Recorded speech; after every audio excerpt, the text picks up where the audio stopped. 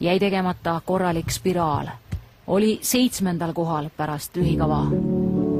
Aga võitis vabakava ja võitis hõbemedali.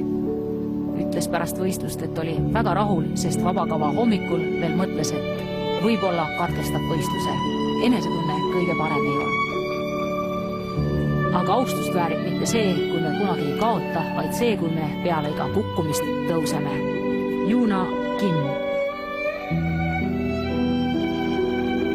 Masnepi ooperist Thais on valinud ta siis muusika selleks demonstratsiooni esinemiseks.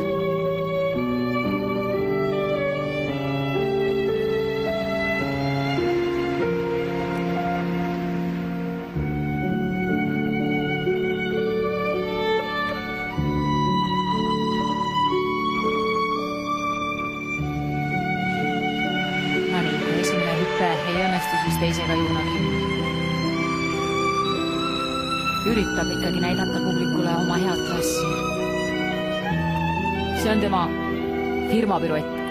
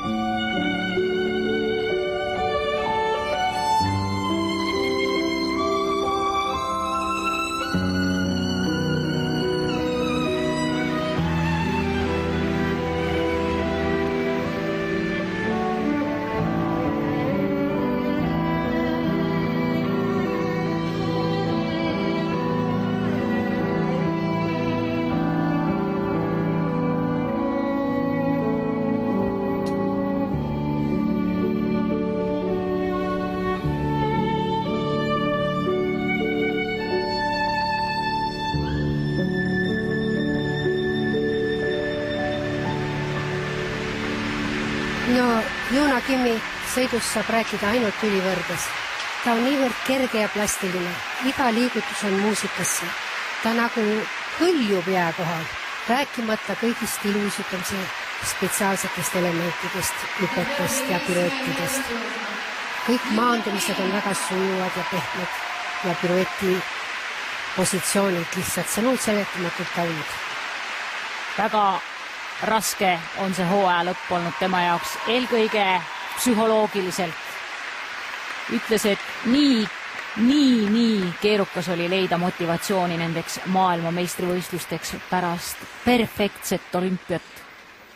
Nii hästi, nagu õnnestus olümpial uisutada, ei ole selle uue süsteemi valguses ja võiks ka öelda tehniliselt mitte kunagi varem ükski naine uisutanud. Nüüd selles MM-võistluses pidi ta siis tunnistama Maoas saada 6,79 punktilist paremust, aga jäi rahule